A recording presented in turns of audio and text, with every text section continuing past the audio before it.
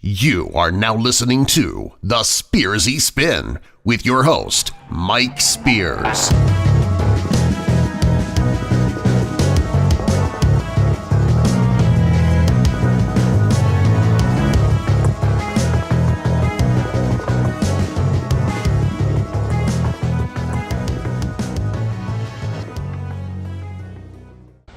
Caution, you are about to enter the no spin zone. The factor begins right now. Hi folks, and welcome to the Spearsy Spin.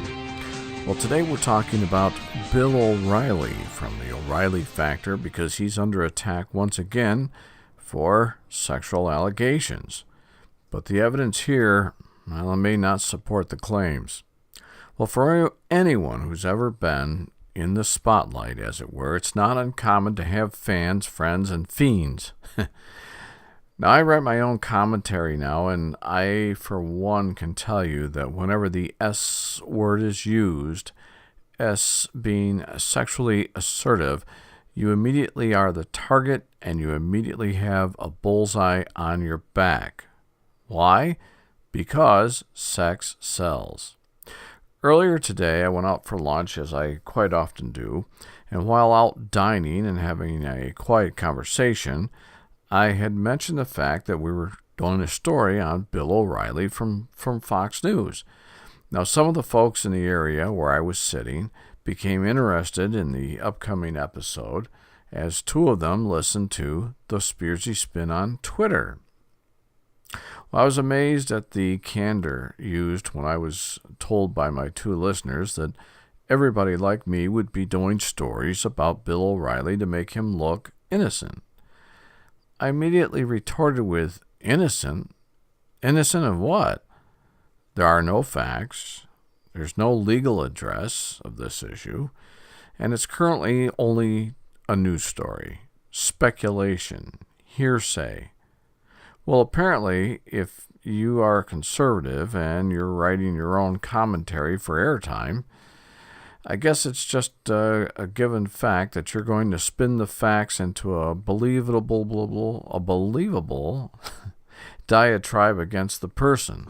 In this case, a woman who made distasteful allegations, to say the least, I guess. To wit, one of the two audience members said, "You guys always stick together, and you won't let your conservative buddy languish without shedding some doubts on the accuser." I was like, wow. I was actually amazed at that statement. Then I realized that there was an unconscious belief by these two and by others that there must be a never-ending cover story for everybody who's anybody. So I explained to my two listeners that I was writing only the peripherals of the issue. I could not assume that the claims were true or false.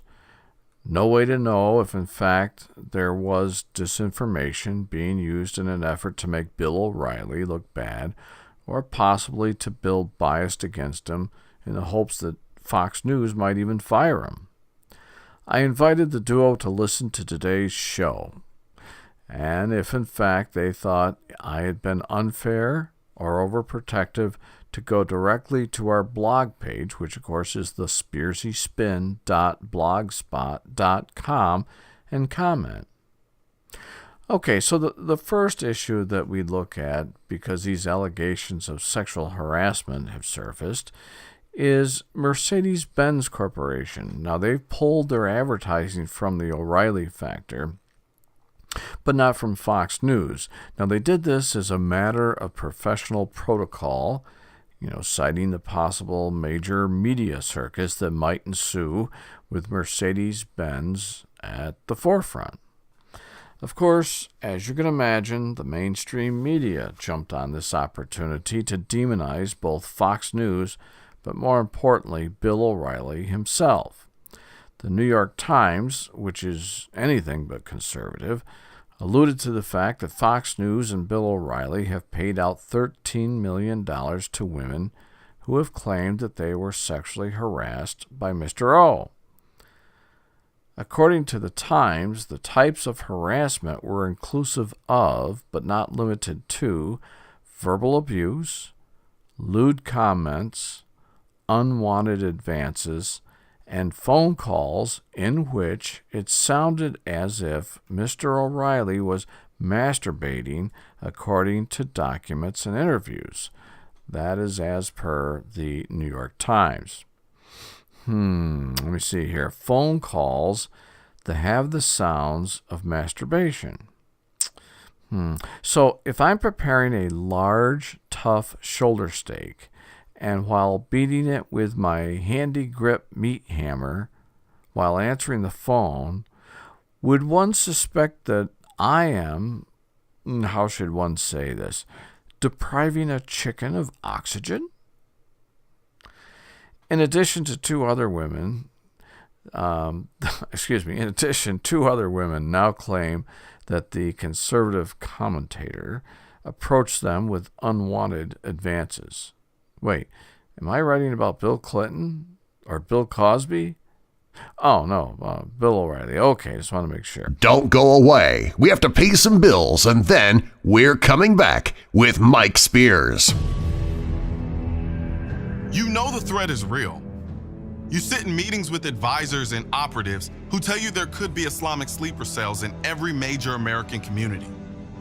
You know the southern border is a welcome mat for terrorists to enter our towns and neighborhoods at will. You know about their plots to kill us in our shopping malls, our sports stadiums, and our office buildings. You won your office by talking like a champion of freedom. Now it's time to act like one. Pass a national right to carry law that guarantees my constitutional right to defend myself, my family, and my fellow Americans anywhere inside our borders. And make sure the enemies of freedom know the power of freedom. No law-abiding American should be forced to face evil with empty hands. I'm the National Rifle Association of America, and I'm freedom's safest place.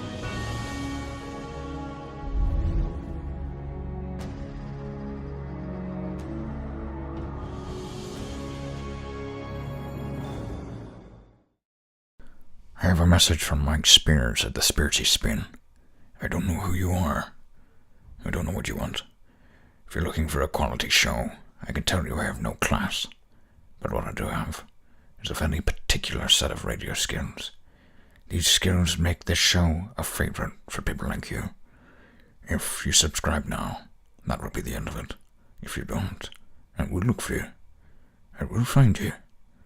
And I will bug you until you subscribe. Tell your friends and neighbors about the Spearsy Spin.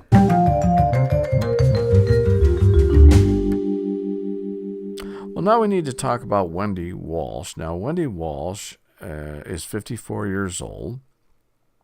She's a very attractive woman, and she is a clinical psychologist who says that Mr. O sexually harassed her. Now, she's an author, an adjunct professor, radio host, and a television commentator. She's married to Mr. Virgil McDowell, and she has some books out. One is The 30-Day Love Detox, Cleanse Yourself of Bad Boys, Cheaters, and Commitment Phobes, and Find Your Perfect Relationship, and there's some other ones that we'll mention later. Now, her education is from Ryerson University, California Graduate Institute. Now, the doctor has hired attorney Lisa Bloom, who is an American civil rights attorney, best known as anchor of Lisa Bloom Open Court, which is a 2-hour live legal news program on True TV. She's from California, and the attorney has some books out. One is Think, the other is Straight Talk for Women to Stay Smart in a Dumbed-Down World. She is educated at the University of California, Los Angeles, and the Yale Law School. Now, TV shows, she was in one called Politics Nation with Al Sharpton. Wait, a civil rights attorney, you say? From California, you say? Attended 2 prestigious left-leaning colleges, you say? Did a television show with Al Sharpton called Politics Nation, you say? Nah, I'm sure there's no political undertone here. But Mike, you might say, she isn't asking for any settlement money like the other women. So, now what do you say? Well, first and foremost, Miss Walsh, that is Dr. Walsh, is a psychologist, a board-certified clinical psychologist. Now, I know why today's show title was up early on my screen this morning. Psychology versus psychologist. So here we go. Bear with me. Okay, so we know that Dr. Walsh was a regular guest on the O'Reilly Factor, and we know that apparently Bill O'Reilly had a supper meeting with Dr. Walsh, and after the dinner, Dr. Walsh alludes to the issue of Mr. O inviting her up to her or his suite. However, according to the good doctor and her attorney, she refused an invitation to go to O'Reilly's hotel suite in 2013. This is just now coming out and it's 2017. Now, the doctor claims that Mr. O did not follow through on securing her job at Fox News, and this, of course, according to the Times. Now, former Fox News personality Andrea Tantaros also accused O'Reilly of sexual harassment in a lawsuit that she filed last summer against the network and its former chairman, Roger Ailes. Now, Mr. Ailes left the network last summer to retire because of health issues, and Andrea Tantaros calls Fox News a sex-fueled Playboy Mansion-like cult in her lawsuit. O'Reilly has denied that there's any merit to the allegations against him and hired crisis communications expert Mark Fabiani last week. And last week, he Mr. Fabiani, released a statement to the New York Times on behalf of Bill O'Reilly. It is as follows, quote, "Just like any other prominent and controversial people, I'm vulnerable to lawsuits from individuals who want me to pay them to avoid negative publicity. In my more than 20 years at Fox News Channel, no one has ever filed a complaint about me with the Human Resource Department, even on the anonymous hotline.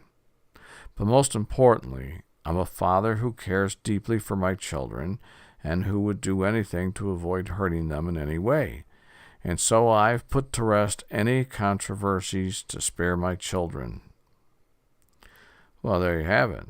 So here then are my thoughts. First, I would point out that any and all these allegations appear to be from females who have not achieved their desired positions at Fox. Something to keep in mind while we go forward. Now, the allegations concerning Roger Ailes I won't go into, other than to say, unless he has some magic potions, given his health issues, I would not suspect that he would be up to any type of sexual interaction with anyone. Further, given his illness to date, I'd really find it difficult to foresee Mr. Ailes even entertaining sexual-related ideas. So let's just look at the allegations against Mr. O from a forensic psychological approach, as I feel that there is a schema at play here that has limited definition but pronounced expression, given it is of a sexually explicit, multiplicative issue. Let's look at Dr. Walsh for just a moment.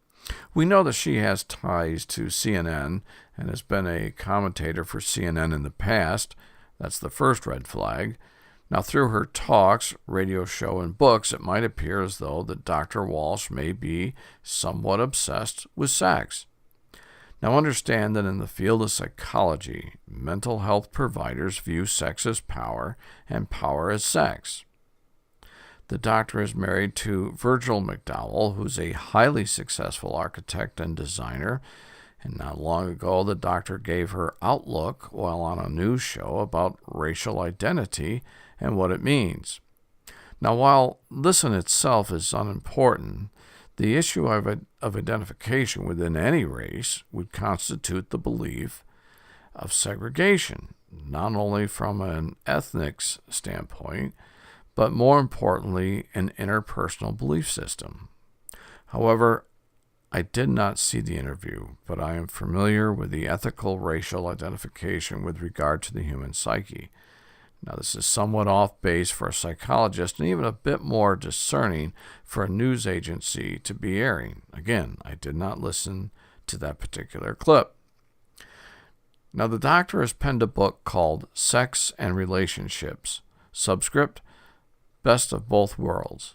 Again, I have not read this book. However, the title would play into the semantics of power and sex and even control. The doctor has penned still another book, The Boyfriend.